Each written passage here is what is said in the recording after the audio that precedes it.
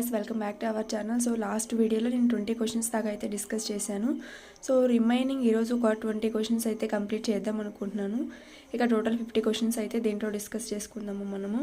So ఇవి చాలా యూస్ఫుల్గా ఉంటాయండి మనకి ఆర్పిఎఫ్ కానిస్టేబుల్కి కానీ, ఇంకా మనకి గ్రూప్ డి కానీ, ఎన్టీపీసీ కానీ డెఫినెట్లీ ఒక ఫాస్ట్ రివిజన్ లాగా అయితే మీకు ఉంటుంది. కాబట్టి ఎక్కడ కూడా స్కిప్ చేయకుండా అయితే ఉండండి. So who was the East India Company launched? So East India Company అనేది ఎప్పుడు ఎస్టాబ్లిష్ చేసినారంటే మనకి 1600 అనమాట. Next, in 2016 the Supreme Court has clarified that third gender will be. So third జెండర్లో ఎవరిని పెట్టారంటే మనకి ట్రాన్స్జెండర్ని అయితే పెట్టారనమాట. సో ఎప్పుడు ఇది చేర్చారు అంటే మనకి 2016లో. నెక్స్ట్ వచ్చేసరికి Karpoori Devi a renowned artist was related to. So Karpoori Devi అనే ఆవిడ ఏ పెయింటింగ్కి చెందిన వాళ్ళు అంటే మనకి మధుబాని పెయింటింగ్. సో ఈ మధుబాని పెయింటింగ్ వచ్చేసరికి మనకి బీహార్లో అయితే వేస్తూ ఉంటారనమాట. ఇంకొన్ని రిలేటెడ్ టాపిక్స్ కనుక చూసుకున్నట్లయితే వార్లీ పెయింటింగ్ వచ్చేసరికి మనకి నార్త్ సహ్యాద్రి రేంజ్లో అంటే మహారాష్ట్ర ఆ యొక్క ఏరియాలో మనకి వార్లీ పెయింటింగ్ అనేది వేస్తూ ఉంటారంట. జనరల్గా సహ్యాద్రి అంటేనే మనకి వెస్ట్రన్ ఘాట్స్ని పైన ఉన్నదాన్ని సహ్యాద్రి అని అయితే అంటారు. సో వార్లీ పెయింటింగ్ అనేది అక్కడ యూజ్ చేస్తారు. నెక్స్ట్, కలంకారీ పెయింటింగ్స్ మన ఆంధ్రప్రదేశ్లో అండ్ తంజావూరు పెయింటింగ్స్ ఎక్కడ అంటే తమిళనాడు. అండ్ ఇక్కడ నెక్స్ట్ చూసుకున్నట్లయితే Shehbaz Sharif has become in the dash PM of Pakistan. So పాకిస్తాన్కి సంబంధించి మనకి షహబూజ్ షరీఫ్ అనే అతను పిఎంగా అయితే ఎన్నికయ్యారు. సో అతను ఎన్నవ వాడు అంటే మనకి 24th పిఎం అనమాట. సో అతను ఏంటంటే మళ్ళీ సెకండ్ టైం మన నరేంద్ర మోడీ లాగానే సెకండ్ టైం అయితే తను పిఎం జరగటం అయితే జరిగింది పాకిస్తాన్కి సంబంధించి. నెక్స్ట్ వచ్చేసరికి ఎలక్కాడి dance mainly performed in which of the following states. So ఎలక్కరాడి డ్యాన్స్ అనేది ఎక్కడ మనకి యూజ్ చేస్తారంటే కేరళలో అనమాట. సో పేర్లోనే ఉంది, కొన్నిటికి పేర్లను బట్టి మనం ఐడెంటిఫై చేయొచ్చు. సో థీమ్ వచ్చేసరికి ఏమిటంటే fight of the people against beers. So అక్కడ ఏంటి అంటే ఎందుకు చేసుకుంటారు ఆ యొక్క మనకి డ్యాన్స్ని ఎందుకు చేస్తారు అంటే బేర్స్కి అగైనెస్ట్గా ఫైట్ చేస్తారనమాట. సో దానివల్ల మనకి ఎలకరాడి డ్యాన్స్ అనేదాన్ని కేరళలో యూజ్ చేస్తారు. నెక్స్ట్ వచ్చేసరికి కురుంబర్కాలి అనే దాన్ని కూడా కేరళలో డాన్స్ వేస్తారు. నెక్స్ట్ వచ్చేసరికి బిహు అనే డాన్స్ని అస్సాంలో అయితే వేస్తారు. నెక్స్ట్ డోలుకుంట అనే దాన్ని కర్ణాటకలో, మణిపురిలో రాస్లీలా, మనకి ఈ రాస్లీలా అనేదాన్ని మనకి ఉత్తరప్రదేశ్లో కూడా యూజ్ చేస్తారనమాట. సో ఇలాంటి కాంప్లికేటెడ్ క్వశ్చన్స్ గుర్తుపెట్టుకోవడానికి అయితే ట్రై చేయండి. సో రాస్లీలా అనే డాన్స్ మనకి కృష్ణాకి రిలేటెడ్గా మనకి ఈ డాన్స్ అయితే చేస్తూ ఉంటారనమాట. నెక్స్ట్ వచ్చేసరికి who led the foundation of the Qutub Minar ఢిల్లీలో కుతుబ్ మినార్ ఉంది కదా. సో దాన్ని ఎవరు మనకి ఫౌండ్ చేసింది ఎవరు అంటే ఒక ఫౌండేషన్ స్టోన్ని ఎవరు వేశారు అంటే మనకి కుతుబుద్దీన్ ఐబక్ అనమాట. బట్ దాన్ని కంప్లీట్ చేసింది మటుకు మనకి ఇల్తుత్మిష్, వీళ్ళ యొక్క అల్లుడు అనమాట. సో ఎందుకోసం ఇది నిర్మించారు అంటే మనకి the honour of the famous Sufi saint Khwaja Qutbuddin Bakhtiyar Kaki. So Khwaja Qutbuddin Bakhtiyar కాకి అనే అతను కుతుబుద్దీన్ ఐబక్ యొక్క గురువు అనమాట. సో తన యొక్క గురువుకి గుర్తుగా తను ఒక కుతుబ్ మినార్ని అయితే కన్స్ట్రక్ట్ చేద్దాము అనేసి ఫౌండేషన్ స్టోన్ అయితే వేశారు. బట్ మధ్యలోనే అతను చనిపోవడం వల్ల వీళ్ళ యొక్క అల్లుడు ఇల్తుత్మిష్ మనకి కంప్లీట్ చేశారు. నెక్స్ట్ వచ్చేసరికి concurrent list is borrowed from. So నేను ఫస్ట్లోనే చెప్పాను మీకు, ఫస్ట్ క్వశ్చన్ ఆ సెకండ్ క్వశ్చన్లో నేను ఈ టాపిక్స్ అన్నీ కూడా డిస్కస్ చేశాను. మనకి మొత్తం సంబంధించి కాన్స్టిట్యూషన్కి సంబంధించి అక్కడి నుంచి ఏం బారో చేసుకున్నాము అనేసి. సో ఇక్కడ వచ్చింది చూడండి క్వశ్చన్, కన్కరెంట్ లిస్ట్కి సంబంధించి మనం ఆస్ట్రేలియా నుంచి అయితే తీసుకున్నాం అనమాట. సో కన్కరెంట్ లిస్ట్లో మనకి ప్రజెంట్ అయితే 52 ఐటమ్స్ అయితే ఉన్నాయి, ఇదైతే గుర్తుపెట్టుకోండి. నెక్స్ట్ వచ్చేసరికి which bank partnered with the Flipkart to launch the Flipkart UPI services. So ప్రజెంట్గా ఫ్లిప్కార్ట్ అనేది ఒక దాంతో పార్ట్నర్ అయితే కలిసిందనమాట. ఎందుకంటే యూపీఐ సర్వీస్ కోసం. సో ఏం బ్యాంక్ అదంటే యాక్సిస్ బ్యాంక్. నెక్స్ట్ వచ్చేసరికి ఏపీజే అబ్దుల్ కలాం చేత రాసిన బుక్ ఏమిటి అంటే మనకి టర్నింగ్ పాయింట్స్ అనే బుక్ ఎవరు రాశారంటే ఏపీజే అబ్దుల్ కలాం. సో ఏ జర్నీ త్రూ ఛాలెంజెస్. సో ఈ యొక్క బుక్ మొత్తం పేరేమిటి అంటే ఏ జర్నీ త్రూ ఛాలెంజెస్. ఎవరు మనకి ఏపీజే అబ్దుల్ కలాం అంటే 11th president of India. So ఆయన రాసిన కొన్ని బుక్స్ ఇంకా చూసుకున్నట్లయితే ఇండియా 2020, వింగ్స్ ఆఫ్ ఫైర్ అనేది వెరీ ఇంపార్టెంట్ అనమాట. ఈయన యొక్క ఆటోబయోగ్రఫీలో మనకి వింగ్స్ ఆఫ్ ఫైర్ అంతే ఉంటుంది. నెక్స్ట్ వచ్చేసరికి ఇగ్నిటెడ్ మైండ్స్ ఒకటి, ల్యూమినస్ స్పార్క్ ఒకటి, మిషన్ ఇండియా సో ఎక్సెట్రా కొన్ని ఇంపార్టెంట్ అనమాట ఇవి. ఇంకా ఉన్నాయన్నమాట. మెయిన్లో మనకి ఎగ్జామ్ అడిగైతే ఇవి. నేనైతే ఇక్కడ షార్ట్కట్లో రాసుకున్నాను కదా. సో కరెన్సీ ఆఫ్ జపాన్ వచ్చేసరికి మనకి ఎన్ అనమాట. అంటే కరెన్సీ, జపాన్ యొక్క కరెన్సీ ఏమిటి అయితే అడిగారు. సో జపాన్కి ఎన్ అనమాట. నెక్స్ట్ యునైటెడ్ అరబ్ ఎమిరేట్స్కి ఏమిటి అంటే దిర్హం. నెక్స్ట్ స్వీడన్కి క్రోనార్. నెక్స్ట్ చైనాకి వచ్చేసరికి యువాన్. వెరీ వెరీ ఇంపార్టెంట్, గుర్తుపెట్టుకోవడానికి ట్రై చేయండి. వరల్డ్ ఎర్త్ డే మనకి ఎప్పుడు సెలబ్రేట్ చేసుకుంటారంటే 22 ఏప్రిల్. ఫ్రమ్ 1970 నుంచి మనకి ఇది సెలబ్రేట్ చేసుకోవడం అయితే జరుగుతుంది. సో 2024 ఇయర్ యొక్క థీమ్ వచ్చేసరికి ఏమిటి మనకి అంటే ప్లానెట్ వర్సెస్ ప్లాస్టిక్. గుర్తుపెట్టుకోండి, థీమ్ కూడా important. World Earth Day 22 April, theme వచ్చేసరికి planet versus plastic. Next International Women's Day ఎప్పుడు సెలబ్రేట్ చేసుకుంటామంటే 8th మార్చ్ను మనకి సెలబ్రేట్ చేసుకుంటాం అనమాట. సో ఫస్ట్గా అసలు ఈ ఉమెన్స్ డే యొక్క ఐడియాని తీసుకొచ్చింది ఎవరు అంటే మనకి అమెరికాలో అనమాట. సో అమెరికాలోని మనకి సోషలిస్ట్ పార్టీ తీసుకొచ్చిందనమాట. 1909 నుంచి అక్కడ జరుపుకుంటూ ఉంటారు. సో ఆ యొక్క థీమ్ని తీసుకొచ్చి మనం కూడా అప్లై చేసుకుందాం అనేసి ఉమెన్స్ డేని 8th మార్చ్గా అయితే మనకి తీసుకొచ్చారనమాట.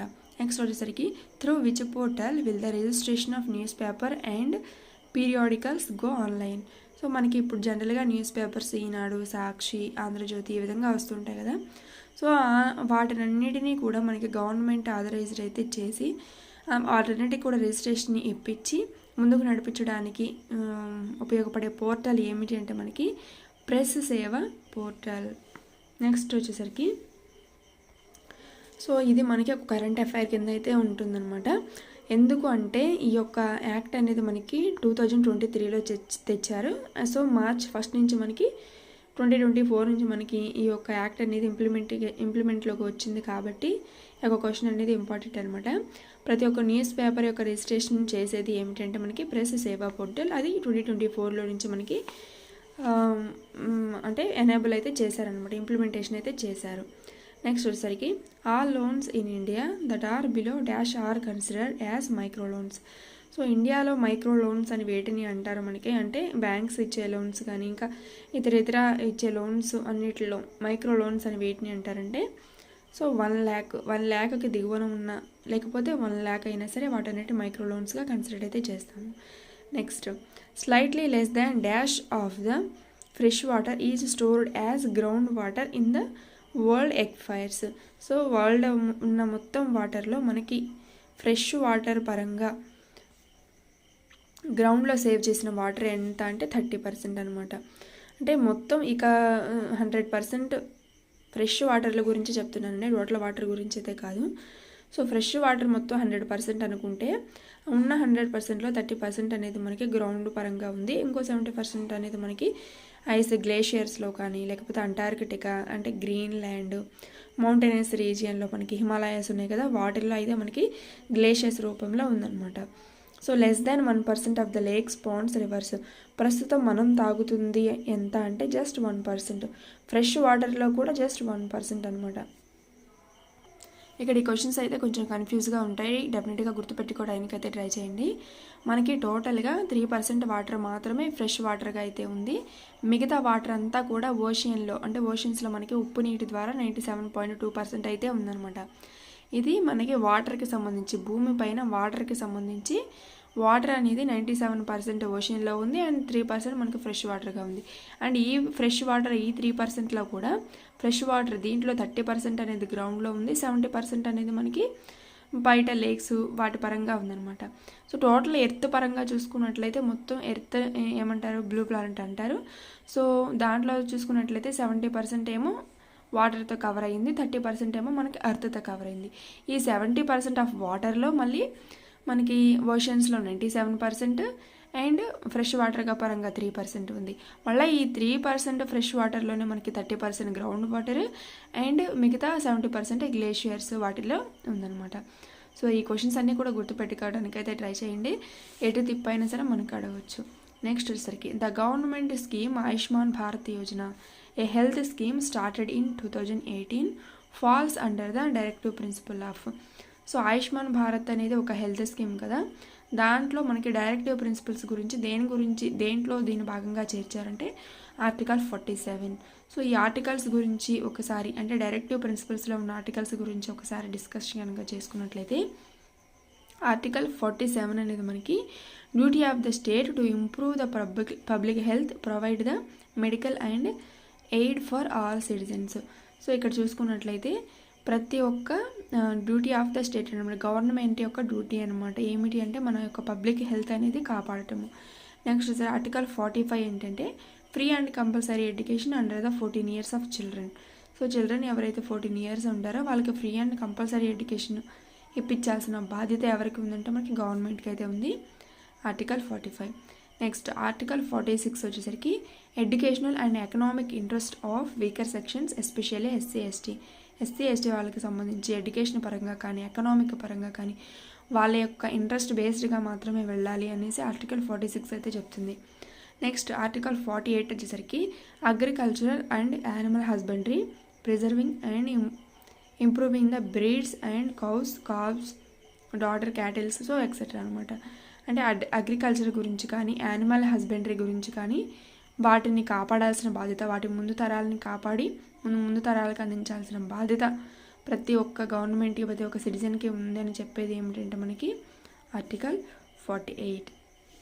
నెక్స్ట్ చూసుకున్నట్లయితే నూకాయ్ ఫెస్టివల్ అనేది ఒక హార్వెస్ట్ ఫెస్టివల్ అనమాట. సో దాన్ని ఎక్కడ సెలబ్రేట్ చేసుకుంటారంటే మనకి ఒడిస్సా. వెరీ వెరీ ఇంపార్టెంట్, ఎక్కువ సార్లు అయితే మనకి రిపీట్ అయింది. సో సీజన్లో వచ్చిన న్యూ రైస్తో ఫుడ్ ఐటమ్స్ని ఇలా చేసుకుని వాళ్ళు నూకాయ్ ఫెస్టివల్ని అయితే సెలబ్రేట్ అయితే చేసుకుంటారు. నెక్స్ట్ వచ్చేసరికి లార్డ్ రథయాత్ర జగన్నాథ పూజ కూడా మనకి ఒడిస్సాలోనే చేస్తూ ఉంటారు. సో కోనార్క్ డ్యాన్స్ ఫెస్టివల్ వచ్చేసరికి Jatra and Chaitra Parv, beginning of new year అనమాట. అంటే ఒడిస్సాలో ఎప్పుడు జరుపుకుంటారంటే చైత్ర పర్వం, మన ఇండియాలో కూడా మన ఆంధ్రప్రదేశ్లో కూడా చైత్ర మాసంలో వచ్చే ఉగాది పండుగని న్యూ ఇయర్గా అయితే సెలబ్రేట్ చేసుకుంటాం మన ఆంధ్రప్రదేశ్కి సంబంధించి. సో వీళ్ళు కూడా చైత్ర పర్వ్ అనే పేరు మీద సెలబ్రేట్ అయితే చేసుకుంటారు. ఇంకా కొన్ని ఒడిస్సాలో జాతర అండ్ కోనార్క్ డాన్స్, సో ఈ విధంగా ఉన్నాయన్నమాట. నెక్స్ట్ వచ్చేసరికి where is the head quarters of the Hindustani petroleum corporation limited. అంటే హెచ్పిసిఎల్ యొక్క హెడ్ క్వార్టర్స్ అనేది మనకి ఎక్కడ ఉందంటే ముంబైలో ఉంది. సో ముంబైలో అనేది ఉంది కాబట్టి ఇది ఒక పెద్ద మహారత్న కంపెనీ అనమాట. సో దాంట్లో హెచ్పిసిఎల్ యొక్క ఫుల్ ఫామ్ కూడా అడగవచ్చు, Hindustani petroleum corporation limited. Next వచ్చేసరికి Ustad Bismillah Khan associated with which of the following instrument. So ఇన్స్ట్రుమెంట్కి సంబంధించి కూడా ఇంపార్టెంట్ కాబట్టి గుర్తుపెట్టుకోండి పర్సన్స్. సో ఉస్తాద్ బిస్మిల్లా ఖాన్ అనే అతను మనకి షహనాయి ప్లేయర్, భారతరత్న వచ్చింది ఇతనికి 2001లో. కొన్ని రిలేటెడ్ పర్సన్స్ చూసుకున్నట్లయితే మనకి ఆసాద్ అలీ ఖాన్ అనే అతను వీణా ప్లేయర్, అండ్ ఫ్లూట్కి సంబంధించి పండిట్ రోను మజుందార్, అండ్ వయోలిన్కి వచ్చేసరికి ఎన్ రాజం అండ్ సంగీత శంకర్ అనమాట. సో ఈ రిలేటెడ్ ఇన్ఫర్మేషన్ కూడా గుర్తుపెట్టుకోండి. నెక్స్ట్ వచ్చేసరికి రోలింగ్ ప్లాన్ అనేది ఏమిటి అనేది అడిగారు. రోలింగ్ ప్లాన్ అనేది మనకి ఒక ప్లానింగ్ కమిషన్లో వచ్చే మనకి ప్రణాళిక సెలవులు అంటారు కదా అవన్నమాట. సో అవి ఎందుకు తీసుకొస్తారంటే ఇయర్ టు ఇయర్ బేసిస్ అనమాట. సో ఇలా 5 yearsకి ఒకసారి ప్లానింగ్ చేయడం కాకుండా ఇయర్ టు ఇయర్ బేసిస్ ఏ సంవత్సరానికి ఆ సంవత్సరాన్ని ప్లానింగ్ అయితే చేస్తూ ఉంటారనమాట.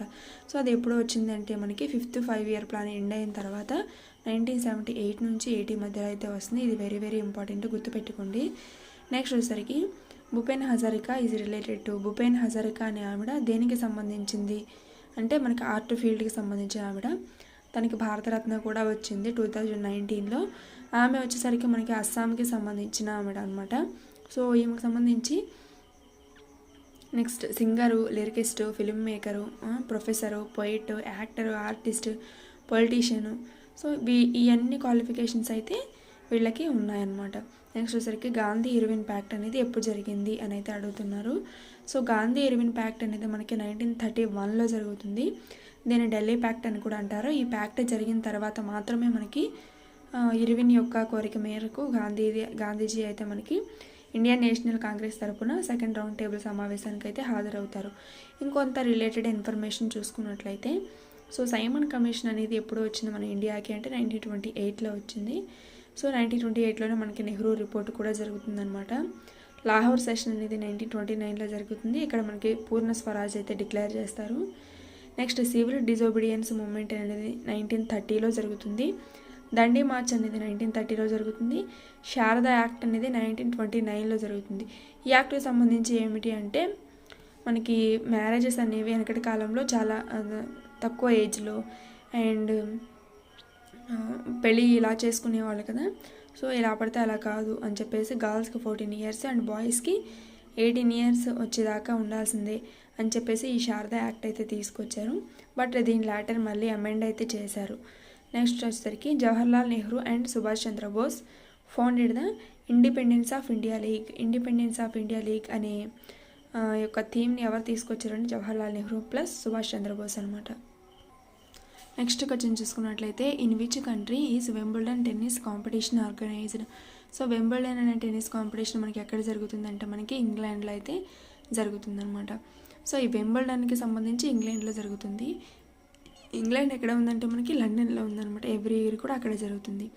సో ఈ యొక్క గేమ్ అనేది ఎక్కడ జరుగుతుందంటే మనకి గ్రాస్ కోర్ట్లో అయితే జరుగుతుంది. సో నెక్స్ట్ చూసుకున్నట్లయితే this is one of the 4 grand slam tournament of lawn టెన్నిస్కి సంబంధించి మొత్తం 4 అయితే ఉంటాయన్నమాట. ఆ 4 ఈ యొక్క వింబుల్డన్ అనేది ఒకటి. మిగతావి చూసుకున్నట్లయితే Australia open, French open, USA open, Wimbledon. ఇది మనం క్వశ్చన్ ఇప్పుడు డిస్కస్ చేసుకుంది. వింబుల్డన్ ఇంగ్లాండ్లో జరుగుతుంది. సో ఇది వచ్చేసరికి ఓల్డెస్ట్ లాన్ టెన్నిస్ అనమాట. అంటే ఫస్ట్ ఇంట్రడ్యూస్ చేసింది మనకి వింబుల్డన్ ఇంగ్లాండ్లో జరిగే tournament. Next Australia open, French open, USA open. ఈ ఓపెనింగ్కి సంబంధించి మనకి జనరల్గా క్వశ్చన్స్ అయితే అడుగుతూ ఉంటారు. ఆస్ట్రేలియా ఓపెనింగ్లో టెన్నిస్లో ఎవరు విన్ అయ్యారు, డబుల్లో ఎవరు వేయారు, సింగిల్లో ఎవరు విన్ అయ్యారు. సో ఈ విధంగా అనమాట. నెక్స్ట్ వచ్చేసరికి సో ఛాంపియన్షిప్ ఎప్పుడు స్టార్ట్ చేశారు ఇది అంటే 1877 నుంచే మనకి స్టార్ట్ అయితే చేశారు. నెక్స్ట్ 45th క్వశ్చన్ వచ్చేసరికి which institutions released the second edition of Indian innovation index. So India innovation ఇండెక్స్కి సంబంధించి సెకండ్ ఎడిషన్ని ఎవరు తీసుకొచ్చారంటే మనకి నీతి ఆయోగ్ అనమాట. Next which ministry organised the Poshan Utsav event in February 2024.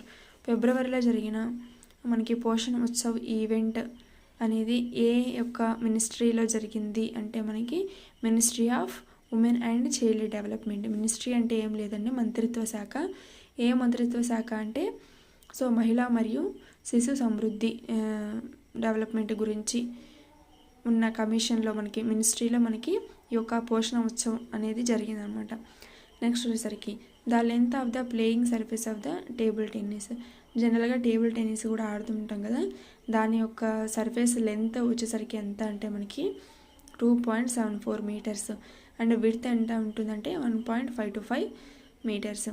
Next net ఉంటుంది కదా మధ్యలో. సో టేబుల్ టెన్నిస్ కూడా మధ్యలో నెట్ అయితే ఉంటుంది. అది వచ్చేసరికి మనకి 15.25 సెంటీమీటర్స్ అయితే జస్ట్ ఉంటుందన్నమాట. ఈ ఇంపార్టెంట్ గుర్తుపెట్టుకోవడానికి ట్రై చేయండి. అండ్ నెక్స్ట్ వచ్చేసరికి in which Indian state is the famous Cuttack Rupa Tarakasi silver filigree అనమాట. సో కటక్ రూప తారకాసి అనేది so which recently earned the geographical indication tag GI located. So ఈ యొక్క కటక్ రూప తారకాసి అనే ఈ యొక్క అంటే జనరల్గా ఇది ఒక ఆర్ట్ అనమాట. సో హ్యాండ్ మేడ్ మనకి చేస్తూ ఉంటాం కదా ఆర్ట్ అనేది. సో ఆర్ట్కి సంబంధించింది కటక్ రూప తారకాసి అనే ఒక ఆర్ట్ని మనకి ఎక్కడ జనరల్గా మనకి యూజ్ చేస్తూ ఉంటారంటే ఒడిస్సాలో అనమాట. దీనికి వచ్చేసరికి జియోగ్రాఫికల్ ఇండికేషన్ వచ్చింది కాబట్టి ఇంపార్టెంట్ క్వశ్చన్. నెక్స్ట్ వచ్చేసరికి and which river is the Shiv Samudra waterfalls located. So Shiva Samudra water falls మనకి ఎక్కడ లొకేట్ అయ్యిందంటే మనకి కావేరీ నది పైన అయితే లొకేట్ అయ్యింది. నెక్స్ట్ వచ్చేసరికి what is the distance between the goal line and the penalty spot in the football. జనరల్గా ఫుట్బాల్ ఆడుతున్నప్పుడు మనకి గోల్ వేసే లైన్కిను మనకి అంతకు మించి కనుక వేసినా లేకపోతే పక్కకు కనుక వెళ్ళినా సో పెనాల్టీ అయితే ఉంటుందన్నమాట. సో ఆ పెనాల్టీ స్పాట్కి గోల్ లైన్కి ఎంత తేడా ఉంటుందంటే మనకి 12 yards. సో ఫ్రెండ్స్ ఇవి ఇప్పుడు మనం డిస్కస్ చేసుకున్న క్వశ్చన్స్ అన్నీ కూడా వెరీ వెరీ ఇంపార్టెంట్. అప్కమింగ్ ఎగ్జామ్స్లో మనకి RPF కానిస్టేబుల్ ఎగ్జామ్స్లో డెఫినెట్లీ యూజ్ అవుతాయి. And this type of questions అనేవి మనకి ఖచ్చితంగా అయితే చూస్తారు. సో మీ యొక్క టైంని ఇంతసేపు వెచ్చించి చూసినందుకు థ్యాంక్ యూ సో మచ్ అండి. నచ్చితే లైక్ చేయండి, షేర్ చేయండి. Thank you so much.